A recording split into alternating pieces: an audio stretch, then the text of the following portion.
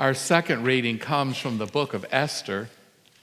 It's an interesting book that tells about the Jews in exile and how, under the evil influence of Haman, the king issues a decree that all the Jews in the empire shall be killed. And so here, Mordecai, who is the guardian and the cousin of Esther, hears what is to be done, and he tears his clothes because Esther is in the king's palace. Hear now God's word from the 4th chapter of the book of Esther. When Mordecai learned all that had been done, Mordecai tore his clothes and put on sackcloth and ashes and went through the city, wailing with a loud and bitter cry. He went up to the entrance of the king's gate, for no one might enter the king's gate clothed with sackcloth. In every province, wherever the king's command and his decree came, there was great mourning among the Jews, with fasting and weeping and lamenting, and most of them lay in sackcloth and ashes. When Esther's maids and eunuchs came and told her, the queen was greatly distressed. She sent garments to clothe Mordecai so that he might take off his sackcloth, but he would not accept them. Then Esther called for Hathach, one of the king's eunuchs who had been appointed to attend to her, and ordered him to go to Mordecai to learn what was happening and why. Hathach went out to Mordecai in the open square of the city in front of the king's gate. And Mordecai told him all that had happened to him and the exact sum of money that Haman had promised to pay into the king's treasuries for the destruction of the Jews. Mordecai also gave him a copy of the written decree issued in Susa for their destruction, that he might show it to Esther, explain to her, and charge her to go to the king to make supplication to him and to entreat him for her people. Hathach went and told Esther what Mordecai had said. Then Esther spoke to Hathach and gave him a message for Mordecai. All the king's servants and the people of the king's provinces know that if any man or woman goes to the king inside the inner court without being called, there is but one law: to be put to death. Only if the king holds out the golden scepter to someone may that person live. I myself have not been called to come to the king for 30 days. When they told Mordecai what Esther had said, Mordecai told them to reply to Esther, "Do not think that in the king's palace you will escape any more than the other Jews. For if you keep silent at this time, relief and deliverance will rise from the Jews from another place. But you and your father's family will perish. Who knows? Perhaps you have come to royal dignity for just such a time as this." Then Esther said in reply to Mordecai, "Go gather all the Jews to be found in Susa, and hold a fast on my behalf, and neither eat nor drink for 3 days, night or day. I and my maids will also fast as you do. After that, I will go to the king, though it is against the law, and if I perish, I perish." Mordecai then went away and did everything as Esther had ordered him. This is the word of the Lord. Thanks be to God. Bunny and I live near Asheville, which has become a artsy, funky, foodie town full of old hippies and new retirees. We like that. But Asheville is also the home of the novelist Thomas Wolfe, whose novel Look Homeward, Angel is about one young man's struggle to find his way in life. Growing up in a dysfunctional family, Eugene falls in love with literature. And then he falls in love with a young woman who breaks his heart.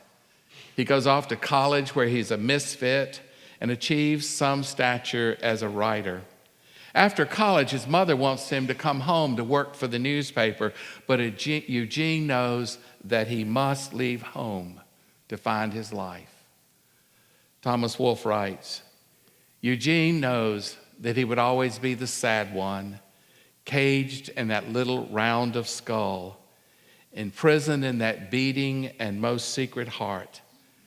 His life must always walk down lonely passages, lost, lost." You know, we spend much of our lives trying to figure out who we are, finding ourselves, where we're to go, what our purpose is, what does God want of us. Students facing the last year of school are pounded with the question, well, what are you planning to do? Well, some can answer with certainty: college, an internship, job, military service, graduate school. Others just want to stay in bed and pull the covers up over their heads. Later in life, we face our own questions. We may be so immersed, invested in our career that we do not think much about these things, only to wake up one morning after turning out work, so much work, and wonder, is it enough? The children have grown up and moved away. We retire from a career. We go to the beach. We move to the mountains, only to ask ourselves, what's next? Shuffleboard? Esther was a young Jewish girl who had to face tough questions in her own life about her purpose. The king's advisor, Haman, sought to destroy all the Jews of Persia. What will the young Queen Esther do? Now, on the surface, we might think that, Esther had it pretty easy. I mean, she's living in the king's palace. Come on. Her life was set, but when we look more deeply into the story, we realize that Esther did not have the luxury of making her own decisions about her future. For the most part, those decisions were made for her. Her parents were dead. She was a ward of her cousin Mordecai. She was a member of a minority living in exile in Persia, and like displaced Persians today, her status and the status of her people could always change in an instant. But more than that, Esther had no say in the matter of being chosen for the king's harem. For a year, she was just like a household pet, perfumed and petted. Now, what looks like a palace from the outside could be a prison from the inside. And how did she get to be queen? She was elevated to be queen because Queen Vashti defied the king and was sent away. Her destiny did not consist in being queen. Being queen was her fate, over which she had very little control. But God had a destiny in mind for her.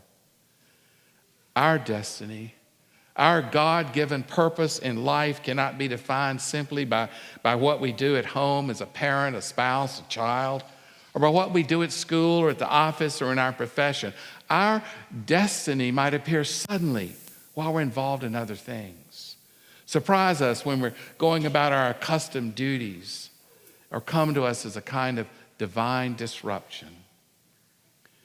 In each of our lives, there are many things that press in upon us beyond our control. We come with certain genetic makeup. We grow up in certain families. We are shaped by our environment, our opportunities, our relationships. Like Esther, we may find ourselves in situations over which we have little power. You might say there is a fated character to human life. In his remarkable book, Glenn Tender, the book is called Against Fate, says that when we recognize the fated character of human existence, then we recognize that we're bound by factors in life beyond our control. Then we are free to create a destiny. In the midst of the pressures upon us and the circumstances of our lives, we may listen to the voice of God and hear what God has for us, wants of us. And like Esther, our divine purpose may arise from how we respond to a crisis. For when the crisis comes to the exiled Jewish people, Mordecai puts the need squarely before Esther. In the palace, she alone can get to the king to change the terrible royal decree to slaughter the Jews. But to go unsummoned before the king is to risk her life. Mordecai sends her that word. Do not think that in the king's palace you will escape any more than the other Jews. For if you keep silent at such a time as this, relief and deliverance will arise from the Jews from another quarter. But you and your father's family will perish. Who knows? Who knows? Perhaps you have come to royal dignity for such a time as this. Her fate is to be the queen. Her destiny is to risk her life to save her people. And through her cousin's words, she hears the call of God. The German pastor Martin Niemöller became famous because of his resistance to the Nazis' plan to exterminate the Jews. During the Second World War, he was incarcerated in 2 separate concentration camps. But what we may not know is when the Nazi movement was gaining strength in Germany in the early 30s, Niemöller was attracted to some of its ideals. He even made anti-Semitic statements. It was his fate to be born in Germany at a particular time and place when anti-Semitism was a part of the socio-political landscape. But as he began to realize the horror of Hitler's plans, he listened to the voice of God and found his destiny in standing against the Nazi movement. He later repented of his early pro-Nazi ideas. It was Niemöller who spoke those familiar words. First, they came for the socialists, but I did not speak out because I was not a socialist. Then they came for the communists, and I did not speak out because I was not a communist. Then they came for the homosexuals, and I did not speak out because I was not a homosexual. Then they came for the Jews, and I did not speak out because I was not a Jew. And then they came for me, and there was no one left to speak for me. We are called to such a time as this. We live in this particular moment, in this particular place, and every day the animosity, the suspicion, the callous indifference, the violence, the political deception, and the prejudice that infects our culture threatens to destroy our common life together and tempts us to accept the unacceptable. Yet God is always calling us and sometimes knocking us in the head with a 2x4 to listen to that divine voice. God comes to us in times of crisis and in the most ordinary circumstances of our lives and invites us to do what is right and just and life-giving, even when it means swimming against the stream, taking a risk, speaking out, keeping the faith. What is God saying to you now? In Romans 12, Paul urges us to be conformed to this world, but to be transformed by the renewing of our minds, so that we might discern what is the will of God. And to visualize the shape of a transformed life, Paul says those words, let love be genuine, hate what is evil, hold fast to what is good, rejoice in hope, be patient in suffering, persevere in prayer, contribute to the needs of the saints, extend hospitality to strangers. Do not repay anyone evil for evil. If your enemy is hungry, feed him. If they are thirsty, give them something to drink. Do not be overcome by evil, but overcome evil with good. How do we do it? How do we do it? Listen, if it depended upon me, I would blindly accept my fate and go with the flow. My favorite cartoon from the New Yorker is an old one that shows 2 men in a boat going with the flow of a river. And just ahead of them is an archway, and carved over the top of the archway is a sign that says, "The river sticks." And lurking behind the archway are several demonic figures waiting for their prey as they float down the river.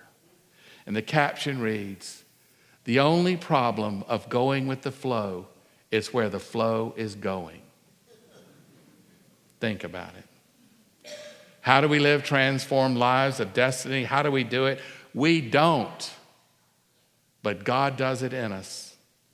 The good Calvinist word for that is sanctification. God setting us apart for a holy purpose, a divine destiny, and all we do is open our lives to the Spirit to lead us, encourage us, equip us. We respond to God who speaks to us in the clutter of life, the quiet moments of prayer, the beauty of sacred music, and the voice of a stranger, and the pain of the world, and the call to serve, and the labor of our hands, and the thoughts of our minds. It may have been our fate to grow up in a racist culture, a nation that treats the lives of immigrant children as worthless trash, a country that still ignores the civil rights of certain groups. But that does not have to be our destiny. We live in perilous times. Will we be a compassionate society? Will we ensure justice for the poor? Will we welcome the stranger and shelter immigrants and their children? Will we speak the truth in love? Our destiny is to live transformed lives by the grace and the power of God. What is the Spirit saying to us today as a congregation? How will we fulfill our particular destiny to be the people of God in this time, in this place? How will we answer the call of God to be a people of hope and not fear? Oh, there's more to life than simply going with the flow and succumbing to our fate. There is the possibility, by the grace of God, of discovering a destiny. The poet Mary Oliver invites us to live such a life in her poem, The Summer Day. Who made the world? Who made the swan and the black bear? Who made the grasshopper?